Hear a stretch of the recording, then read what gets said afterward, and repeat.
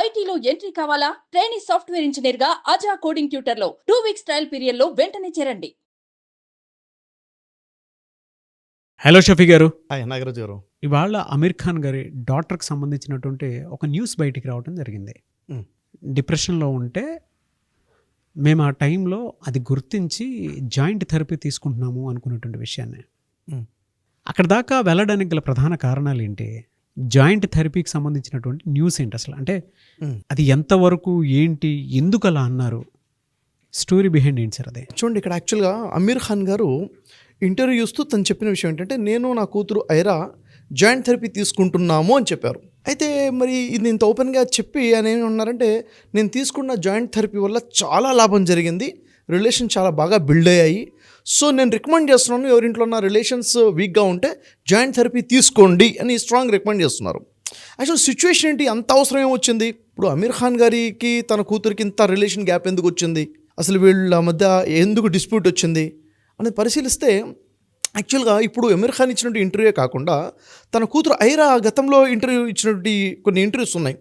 తను on and ఆఫ్గా తను చెప్పిన కొన్ని పాయింట్స్ మనం గ్యాదర్ చేసి చూస్తే, తను చెప్తున్న విషయం ఏంటంటే, తన లైఫ్లో ఈ ట్రామా రావడానికి, ఈ డిప్రెషన్ రావడానికి మెయిన్ రీజన్ ఏంటి అంటే, వాళ్ళ అమ్మా నాన్న అంటే అమీర్ ఖాన్ మరియు అమీర్ ఖాన్కి ఫస్ట్ వైఫ్ డైవర్స్ ఏదైతే తీసుకున్నారో అది చాలా బలమైన ఇంపాక్ట్ నా మీద చూపించింది అని చెప్పేసి తను ఓపెన్గా స్టేట్మెంట్ ఇస్తుంది. యాక్చువల్గా ఏం జరిగింది అంటే, ఎప్పుడైతే అమీర్ ఖాన్ మరియు వాళ్ళ ఫస్ట్ వైఫ్ మధ్య డిస్ప్యూట్స్ వచ్చాయో, వాళ్ళిద్దరి మధ్య ఘర్షణ రావడము, ఇంకా మేము కలిసి ఉండలేము అని వాళ్ళు ఏవైతే డిసిషన్స్ తీసుకున్నారో, అది చూసి చూసి చూసి ఈ ఐరా చాలా ఎమోషన్ తీసేసుకుంది, తన మీద ఒక పెద్ద ట్రామా వచ్చేసింది. ఎంత ట్రామా అంటే తను చెప్తుంది, నాలో ఉన్న ఫీలింగ్స్ నేను షేర్ చేసుకోవడానికి కూడాను చేసుకోలేకపోయేదాన్ని. అంటే తన ఫీలింగ్స్ ఎవరితో పంచుకోవాలి? అమ్మతో పంచుకోవాలా, లేక నాన్నకి చెప్పుకోవాలా, అమీర్ ఖాన్కి చెప్పుకోవాలా అంటే వాళ్ళు వినే సిచ్యువేషన్ లేరు. ఐరా స్టేట్మెంట్ ఇస్తుంది, నన్ను మా నాన్న అర్థం చేసుకోలేడు, నేను చెప్పి తనకు అర్థం కాదు అని స్టేట్మెంట్ ఇచ్చేస్తుంది. ఎందుకనంటే తను ప్రయత్నం చేస్తుంటుంది, వాళ్ళున్న ఎమోషన్స్లో, వాళ్ళున్న సిచ్యువేషన్లో విని ఉండరు, విన్నాగానే పట్టించుకొని ఉండరు. ఇది బేసిక్గా. ఇంకా చెప్పే విషయం ఏంటంటే, తను చెప్తుంది తన సిచ్యువేషన్ ఎలా అయిపోయిందంటే, తన యొక్క ఫీలింగ్ చెప్తుంది ఏమని, నన్ను ఎవరైనా కేర్ చేయాలంటే, నన్ను ఎవరైనా ప్రేమించాలంటే, నేను సాడ్గా ఉంటే నన్ను ప్రేమిస్తారు, నన్ను ఇష్టపడతారు, సో నా ఫేస్ ఫీలింగ్ సాడ్గా మార్చుకుని ఉంటాను అంటుంది. అంటే చూడండి, అసలు కేరింగ్ మిస్ అయింది, లవ్ అండ్ అఫెక్షన్స్ మిస్ అయ్యాయి. ఎప్పుడు కేర్ చేస్తారట? నేను ఈ విధంగా ఉంటే, చాలా బాధగా ఉంటో, ఏదో సాడ్గా ఉంటే, విచారంగా ఉంటేనే ఏమైంది అని పలకరిస్తారు. అలా పలకరింపు తను కోరుకుంటుంది. ఆ పలకరింపు కోరుకోనే తరుణంలో తను సాడ్గా యాక్టింగ్ చేయడం కూడా మొదలుపెట్టింది. సో సాడ్ కదా సార్, అసలు చాలా బాధాకరమైన విషయము. తను విడిపోతే పిల్లలు ఎంత మానసిక క్షోభకు గురవుతారని, చాలా చాలా మానసిక క్షోభ చెప్పుకోలేరు. ఇప్పుడు తన ఫ్రెండ్స్కి ఏమైనా షేర్ చేసుకుందామంటే ఏమైనా చెప్పుకుంటుంది, అమ్మ నాన్న కొట్టుకుంటున్నారు, తిట్టుకుంటున్నారు, గొడవ పడుతున్నారని చెప్పుకోలేదు. చెప్పుకుంటే మళ్ళీ అక్కడి నుంచి వచ్చే సపోర్ట్ ఏమంటే చెప్పండి, అర్థం కాక తను అంటుంది, నేను ఏడుస్తూ ఏడుస్తూ ఏడుస్తూ అలా రోజులు తరబడి ఉండిపోయాను రూమ్లో ఒక్కదాన్నే అని చెప్తూ, నిద్ర పడితే ఒక రోజు మొత్తం నిద్రపోయేదట. అంటే ఆ యాంగ్జైటీ ప్లస్ ఆ డిప్రెషన్ చూసారు ఎంత బాధాకరమైన విషయమో. ఇంకా ఆ తర్వాత తను ఎంతగా యాంగ్జైటీలో వెళ్ళిపోయి ఎంతగా ఆలోచిస్తుందంటే, దాదాపు 4 రోజులు భోజనం చేయకుండా ఉన్న రోజులు కూడా ఉన్నాయి, ఉన్న సమయం కూడా గడిచింది. 4 days వరకు ఏమి ఇంటెక్ తీసుకోలేదు. అంటే తనకు ఆకలి అర్థం అవ్వట్లేదు, ఆకలి లేదు. ఇంకేముంటుంది, నేను సైకలాజికల్గా డిస్టర్బ్ అయిపోయి ఉన్నాను అన్న విషయం కూడా నాకు అర్థం కాలేదు, ఎవరు గుర్తించలేదు కూడా. అంటే ఏదో గొడవల్లో ఉన్నారు, ఎవరు పట్టించుకునే సిచ్యువేషన్ లేరు. నాకు అర్థమయ్యి నేను ఈ ప్రాబ్లంలో ఉన్నానని తెలుసుకొని మెడికేషన్ తీసుకొని స్టార్ట్ చేయడం మొదలైంది. అంటే ఈ ట్రామాలో ఈ ఎపిసోడ్స్ ఏవైతున్నాయో ఎవ్రీ 8 to 10 months ఒకసారి స్ట్రాంగ్గా ఇలాంటి ఎపిసోడ్స్ వస్తున్నాయి. ఒక యూనివర్సల్ హీరో డాక్టర్కి ఇలా అయిందనంటే కామన్ మ్యాన్ పరిస్థితి చిన్న విషయం కాదండి, ఇది చాలా పెద్ద విషయం. అంటే 4 గోడల మధ్య జరిగేటువంటి ఒక ఫ్యామిలీలో రిలేషన్స్, ఎందుకంటే ఇక్కడ ఎమోషన్స్ క్యారీ ఫార్వర్డ్ అవ్వడం చాలా ఇంపార్టెంట్. ఒక వ్యక్తి యొక్క ఎమోషన్స్ని వేరే వాళ్ళు వాల్యూ ఇవ్వగలగాలి. ఎప్పుడైతే దాన్ని ఇగ్నోర్ చేయబడతామో ఇంత స్ట్రాంగ్ డిప్రెషన్లోకి వెళ్ళే అవకాశం ఉంటుంది. ఇది లీడ్స్ టు సూసైడ్ కూడాను. కాబట్టి ఇలాంటి సిచ్యువేషన్లో అమీర్ ఖాన్ చెప్తున్న విషయం, నేను జాయింట్ థెరపీ తీసుకుంటున్నాను. అమీర్ ఖాన్ ఇంకో విషయం చెప్పారు. ఏం చెప్పారంటే, నా డాటర్ నాకు స్ట్రాంగ్గా రికమెండ్ చేసింది, సజెస్ట్ చేసింది జాయింట్ థెరపీ తీసుకుందామని చెప్పేసి. అంటే ఆ తర్వాత ఏమైందంటే, ఆ పాప రియలైజేషన్ అయిపోయి ఇది మెంటల్ ఇల్నెస్ అని చెప్పి దాంట్లో నుంచి ఎలా బయటపడాలో తను రీసెర్చ్ చేసింది, మెడికేషన్ తీసుకోవడము. ఇంకా ఇలాంటి ఫీలింగ్స్ ఉన్న వాళ్ళ కోసమే రీహాబిలిటేషన్ సెంటర్ కూడా ఎస్టాబ్లిష్ చేసింది. తను బయటపడాలి, ఇలా ఇంకెవరు బాధపడకూడదు, మీ ఎమోషన్స్ ఏమన్నా హట్ అయి ఉంటే మాకు షేర్ చేసుకోండి, మేము వింటాము అని చెప్పేసి. ఇక్కడ నాన్నకి విషయంలో నన్ను మా నాన్న అర్థం చేసుకోలేడు, అర్థం చేసుకోవడం స్టేట్మెంట్ ఇస్తుంది. నాన్నతో చెప్పిన విషయం ఏంటంటే జాయింట్ థెరపీ తీసుకుందాము అని చెప్పడం జరిగింది. కూతురు చెప్పింది కాబట్టి అమీర్ ఖాన్ జాయింట్ థెరపీ తీసుకుంటున్నాడు. ఇప్పుడు చెప్తున్న విషయం ఏంటంటే చాలా రిజల్ట్స్ ఉన్నాయి, నేను నా కూతురికి దగ్గర అయ్యాను, నాకు అర్థమవుతుంది, మా ఇద్దరి మధ్య బాండింగ్ పెరుగుతుంది. సో అప్పుడు తను చెప్తున్నారు అందరికి కూడాను, ఎక్కడైనా ఈ ప్రాబ్లమ్స్ ఉంటే మీ ఫ్యామిలీస్లో ఉంటే ఈ జాయింట్ థెరపీ తీసుకోండి అని సజెషన్ ఏం సార్ అంటే ఇస్తున్నారు. బెనిఫిట్ ఏంటి సార్, దీనివల్ల వచ్చేటువంటి బెనిఫిట్ ఏంటి? చూడండి నాగరాజు గారు, ఇప్పుడు జాయింట్ థెరపీ అనేది ఏంటంటే ప్రతి వ్యక్తి యొక్క జీవితం, ఉదాహరణకి మన ఇండియా ఉంది, ఇండియా అనేది ఒక ఫ్యామిలీ సిస్టమ్ కదా, ఇక్కడ కుటుంబ వాతావరణం ఉంది, మన వ్యవస్థ, కుటుంబ వ్యవస్థ ఇది ఇక్కడ ఉంది, అదే బ్యాక్ బోన్ మన ఇండియా కూడాను.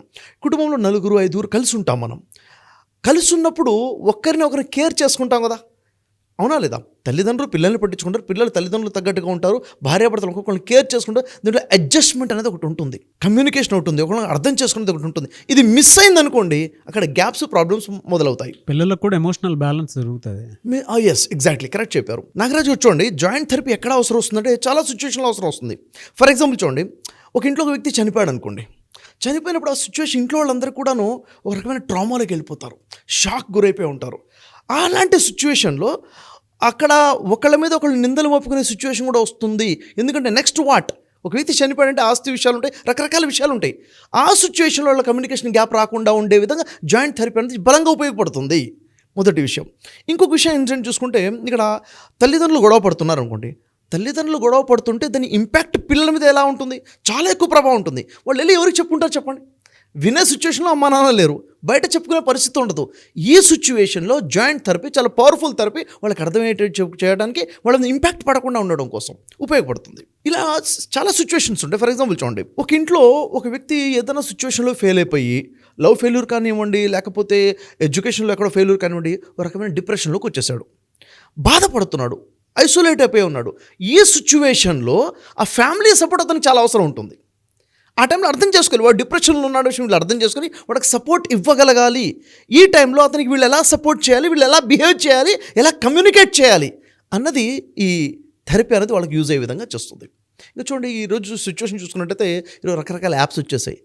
కుర్రాడు ఈరోజు టీనేజర్స్ కానివ్వండి, కాలేజ్ గోయింగ్ పిల్లలు కానీ టెంప్ట్ అయిపోయి ఎవరో మాటలు వినేసి మోసపోయి ఎక్కడో ఇన్వెస్ట్ చేస్తారు యాప్స్ దగ్గర, బెట్టింగ్ యాప్స్ వచ్చేసి. ఇన్వెస్ట్ చేసిన తర్వాత వాళ్ళు తప్పు చేస్తారు, డబ్బులు కోల్పోయిన విషయం వాళ్ళకి అర్థమైపోతుంది. ఎట్లా బయటపడాలి, ఇంకెక్కడో అప్పు తీసుకొస్తాడు, మళ్ళీ రెక్కపోతాడు. ఆ సిచ్యువేషన్లో నేను మోసపోయాను, ఇంకేం చేయాలి అర్థం కాని సిచ్యువేషన్లో ఇండ్లు వదిలిపెట్టి పారిపోతాడు, లేకపోతే ఇంకేదో పెద్ద క్రైమ్ చేస్తాడు, లేకపోతే డిప్రెషన్లోకి వెళ్ళిపోతేనేమో వాడు భయపడి చనిపోయే అవకాశం ఉంటుంది, సూసైడ్ చేసుకునే అవకాశం ఉంటుంది. ఈ సిచ్యువేషన్లో కుటుంబ సభ్యులు అసలు వాడి సిచ్యువేషన్ అర్థం చేసుకోవాలి. ఎందుకు, అక్కడ బిహేవియర్ చేంజ్ వచ్చిందిగా, సైలెంట్గా ఉంటున్నాడు, ఇంటికి దూరంగా ఉంటున్నాడు, వాడి బిహేవియర్ వచ్చి చేంజ్ గమనించి వాడికి సరైన కౌన్సిలింగ్ ఇవ్వగలగాలి, కమ్యూనికేట్ చేసి ఆ గ్యాప్ని ఫుల్ఫిల్ చేయాలి.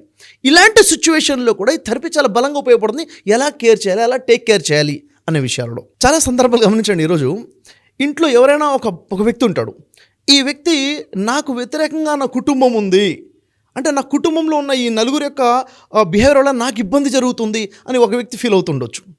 లేకపోతే ఈ వ్యక్తి వల్లనే కుటుంబం మొత్తానికి ఇబ్బంది జరుగుతుందన్న ఫీలింగ్ కూడా ఉండొచ్చు. ఈ సిచ్యువేషన్ని క్లారిటీ ఇచ్చేది ఎవరు? కలిసి కూర్చొని మాట్లాడుకున్నారు అండి, క్లారిటీ రావచ్చు, లేకపోతే ఇంకా ఉద్రిక్త స్థితికి వెళ్ళిపోవచ్చు ప్రాబ్లం. అలాంటి సిచ్యువేషన్లో ఈ థెరపీ అనేది ఉపయోగపడుతుంది. Family therapy, talk therapy, joint therapy అని మనం పిలుస్తాం. ఈ థెరపీ యూజ్ అవుతుంది.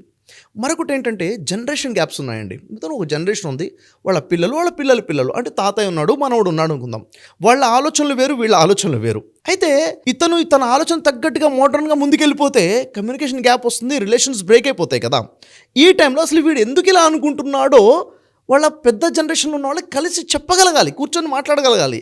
అక్కడ ఏమవుతుందంటే ఈగోస్ అడ్డం వస్తాయి, జలస్ ఫీలింగ్స్ కొంతమందికి ఉండొచ్చు, ఈ గ్యాప్ వస్తుంది. అంటే కమ్యూనికేషన్ ఓపెన్ చేసుకునే సిచ్యువేషన్ రాదు. ఈ థెరపీ ఏం చేస్తుందంటే ఓపెన్ కమ్యూనికేషన్కి అవకాశాన్ని కల్పిస్తుంది, పాజిటివ్ ఎన్విరాన్మెంట్ని క్రియేట్ చేస్తుంది. సో ఓవరాల్గా నేనేమంటానంటే, మానవ సంబంధాలు మెరుగుపడటం కోసమైనా కానీ, అభిప్రాయ భేదాలు దూరం అవడం కోసమైనా కానీ, మనుషుల మధ్య గ్యాప్స్ తగ్గడం కోసమైనా కానీ జాయింట్ థెరపీ చాలా బలంగా యూజ్ అవుతుందండి. చెప్తుంటే నాకు ఎమోషనల్గా చాలా అనిపించిందండి. వాళ్ళ పిల్లలు ఐసోలేట్ అయిపోయి బయట వాతావరణంలో జరిగేటువంటి కొన్ని ఇన్ఫ్లుయెన్సెస్ వలన వీళ్ళ జీవితాలు నాశనం చేసేసుకుంటుంటారు. అవును, ఇంట్లో చెప్పుకోలేరు, బయట ఎవరికైనా చెప్పుకుందాం అనుకుంటే ఎలా ఉంటుందో తెలియదు. అదే ఇన్సిడెంట్ 10 రకాలుగా 10 చోట్ల వెళ్ళిపోతూ ఉంది. అవును, మెంటల్ ట్రామాలోకి వెళ్ళిపోతూ ఉంటారు పిల్లలు కూడా. ఎగ్జాక్ట్లీ. వాళ్ళందరికీ కూడా ఈ వీడియో వాళ్ళ స్కూల్స్ కానీ కాలేజెస్లో కానీ కనుక మీరు ప్లే చేసి చూపిస్తే జాయింట్ థెరపీ అవసరం. ఈవెన్ టీచర్స్ అయినా సరే మీరు పిల్లలకి ఆ విషయాన్ని తెలియచేయండి. ప్రతి ఆడపిల్ల కూడా సార్ తెలియకుండానే చాలా అబ్యూజ్కి గురవుతూ ఉంటుంది. అవును, కొన్నిసార్లు ఇంట్లో వాళ్ళకి చెప్పొచ్చు, చెప్పలేకపోవచ్చు. నాకు చదువు ఆపేస్తారేమో, లేదంటే నేను ఇలా చేశానని చెప్పేసి అనుకుంటే తెలిస్తే ఎలా ఉంటుందో ఫ్యూచర్ అనేటువంటి భయం, అదే తప్పు అనుకుంటారేమో అనేటువంటి భయాందోళన డెఫినెట్గా ఉంటుంది. అవును, వాళ్ళందరికీ కూడా ఈ వీడియో డెఫినెట్గా ప్రతి స్కూల్స్ కాలేజెస్లోనూ రీచ్ అయ్యేలాగానే మీరు చెప్పినటువంటి విషయాలు చాలా బలంగా అర్థమయ్యాయి. ఎవరైనా సరే మీ దగ్గరికి కౌన్సిలింగ్కి వద్దాము అనుకున్నటువంటి వాళ్ళు విత్ జాయింట్ థెరపీ, అవును, ఆ థాట్ తోటి వద్దాము అనుకున్నటువంటి వాళ్ళకి మీరు టైం ఇస్తారా? ఎలా? తప్పకుండా ఇద్దామండి. ఏదైతే మన నెంబర్ ఉందో వాళ్ళు కాంటాక్ట్ చేస్తే వాళ్ళ జాయింట్ థెరపీకి మనం అవకాశం ఇద్దాము. వాళ్ళ ప్రాబ్లం రిజాల్వ్ చేద్దాం, రిలేషన్ బిల్డ్ అయ్యే విధంగా చేద్దాం. లైఫ్లో వాళ్ళని నిలబెట్టడమే మన బాధ్యతగా ఉంది. సో ఖచ్చితంగా మనం టైం ఇద్దాం వాళ్ళ కోసం.